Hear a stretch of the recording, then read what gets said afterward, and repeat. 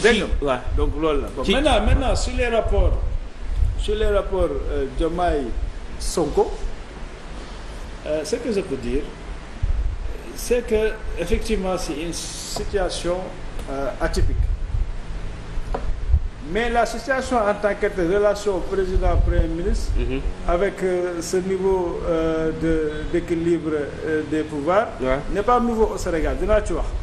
Ce qui est atypique c'est la manière dont le président Bassirou Diomaye Faye a été élu.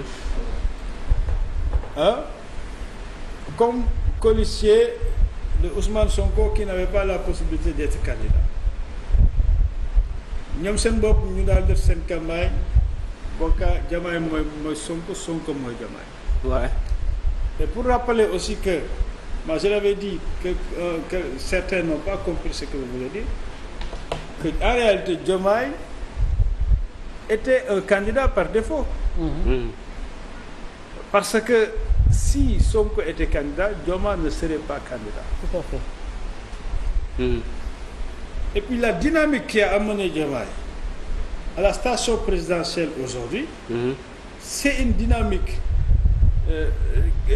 d'un long chemin parcouru depuis 10 ans, mais qui a été portée par un leader atypique aussi et singulier dans l'espace politique sénégalais, c'est Ousmane Sonko.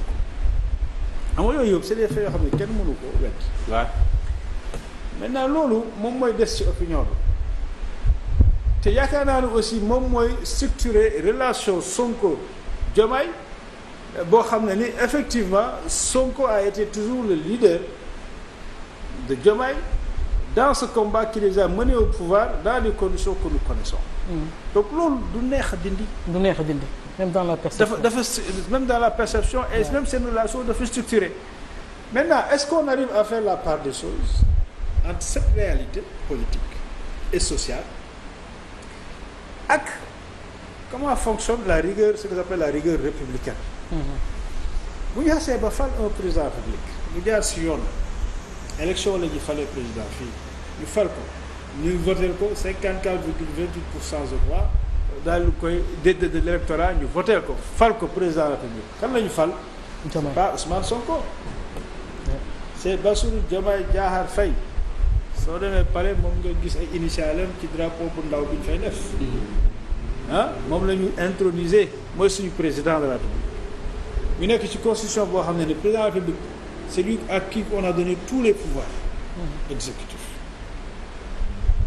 ba pare ñu ne ko constitution moo ko wax si pouvoir yi ñu lay jox yow mun nga jël si pouvoir yi yenn yi nga jox ko sa premier ministre qui est aussi le chef du gouvernement, qui est une autre institution, et qui a la mission de mettre en œuvre la politique définie par le président.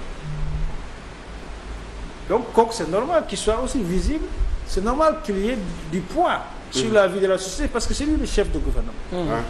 Mais ñu ne ko yow pouvoir yi nga ko mën a dooleel parce que moom gën na fi mu ne woy je me rends compte que le premier ministre n'a pas beaucoup de pouvoir. C'est le président Diomaye qui a dit ça. Et qu'il veut même lui renforcer ses pouvoirs. Il peut le faire constitution may na ko mais constitution daf ko limal ay domaines yu bare yoo xam ñu ne ko foofu moom mënuloo ko jox kenn yow président bi bëggee yàq moom dégg nga donc ñoom s'ils se sont entendus en tenant compte de leur contexte d'arrivée au pouvoir et tout etc. Pour que le président soit moins visible ou bien s'occupe de certaines affaires et laisse en donnant entière confiance en son premier ministre pour dérouler, il n'y a aucun problème si ça peut permettre l'efficacité de l'action publique. Amul problème. Alors donc maintenant li ci nekk nag mooy c'est là où il y a les problèmes, c'est-à-dire que ñoom seen sortie ñuy def ak ni ñuy waxee aussi bien le président Diomaye que Ousmane Sonko ont fait des erreurs de communication. Parce que président Diomaye warul musa wax jàkkaarloog Sénégalais yi président élu par tous les Sénégalais ngay damay wax ak yéen ñëpp toog di la seetaan nga naan leen moom am na droit xool sama photo yi bu ko neexee lool ñëpp. Non, à partir du moment où c'est lui le président de la République, il doit assumer pleinement cette posture de président de la République et dire que ni fauteuil bi benn nit rek moo si mën a toog te man ma ngeen fi teg dinaa si toog ba mu mat sëkk. waaye dinaa liggéey ak ñi ma war a liggéeyal Ousmane Sonko fu mu toll ci man dinaa ko jox lu ma ko yéene ci ay pouvoir pour mu doxal parce que wóolu naa ko da yem foofu. mais Ousmane Sonko aussi warul génn di wax ak sénégalais yi. def meeting politique am naan waay man dinaa dox si tapis rouge bi dinaa def fii dinaa def c'est-à-dire cette vanité là c'est inutile